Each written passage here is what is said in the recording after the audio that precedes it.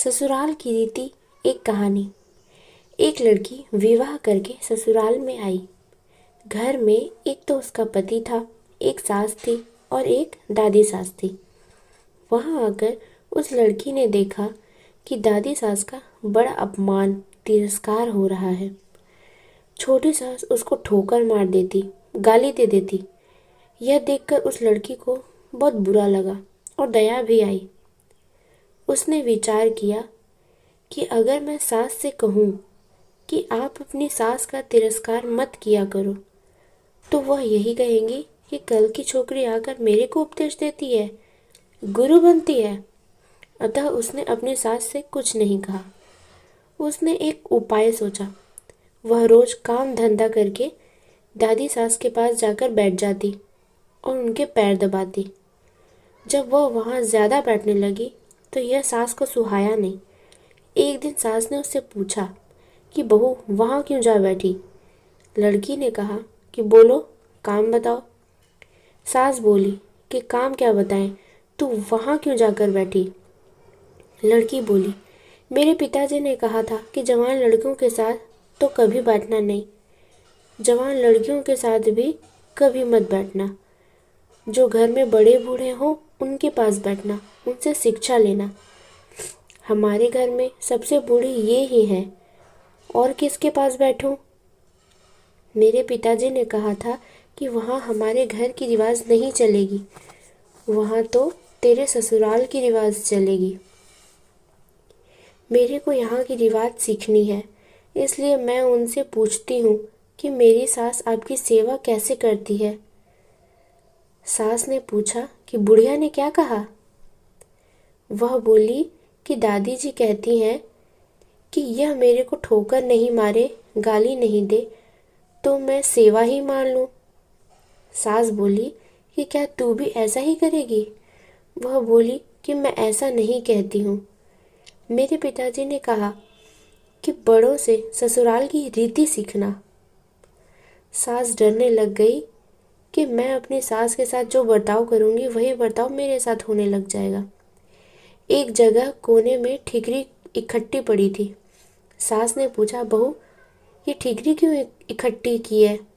लड़की ने कहा, आप दादाजी को ठीकरी में भोजन दिया करती हो, इसलिए मैंने पहले ही जमा कर ली।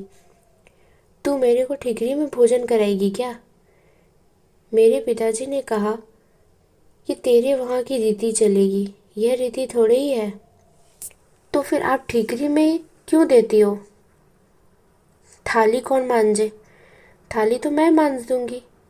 तो तू थाली में दिया कर, ठीकरी उठाकर बाहर फेंक।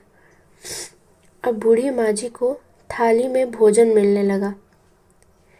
सबको भोजन देने के बाद जो बाकी बचे वह खिचड़ी की खुरचन, कंकड़ वाली दाल माँ जी को दी जाती थी।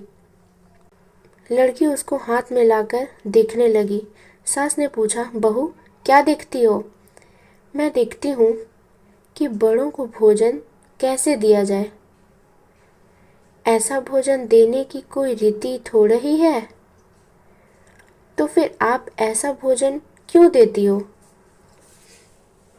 पहले भोजन कौन दे। आप आज्ञा तो दो, मैं दे दूंगी।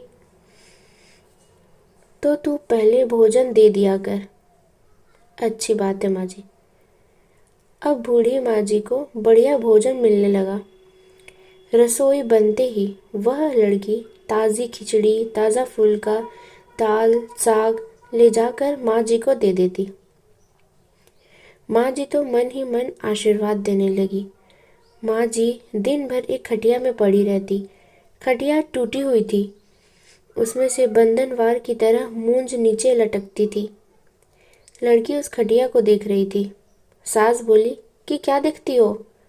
देखती हूँ कि बड़ों को खाट कैसे दी जाए। ऐसी खाट थोड़े ही दी जाती है, यह तो टूट जाने से ऐसी हो गई। तो दूसरी क्यों नहीं बिछाती। तू बिछा दे दूसरी। आप आज्ञा दो तो दूसरी खाट बिछा दो। अब माँ जी के लिए निवार की खाट लाकर बिछा दी गई। एक दिन कपड़े धोते समय वह लड़की माँ जी के कपड़े दिखने लगी। कपड़े छलनी हो रखे थे। सास ने पूछा कि क्या देखती हो? देखती हूँ कि बूढ़ों को कपड़ा कैसे दिया जाए। फिर वही बात, कपड़ा ऐसे थोड़े ही दिया जाता है, यह तो पुराना होने पर ऐसा हो जाता है। अब लड़की ने माँ जी का कपड़ा, चादर, बिछौना आदि सब बदल दिया। उसकी चतुराई से बूढ़ी माँ जी का जीवन सुधर गया। अगर वह लड़की सास को कोरा उपदेश देती तो क्या वह उसकी बात मान लेती? बातों का असर नहीं पड़ता, आचरण का असर पड़ता है। इसलिए लड़कियों को चाहिए कि ऐसी फिर वही कपड़ा रहने दे, क्या तू बदल दे, बुद्धिमानी से सेवा करे और सबको राज़ी रखे।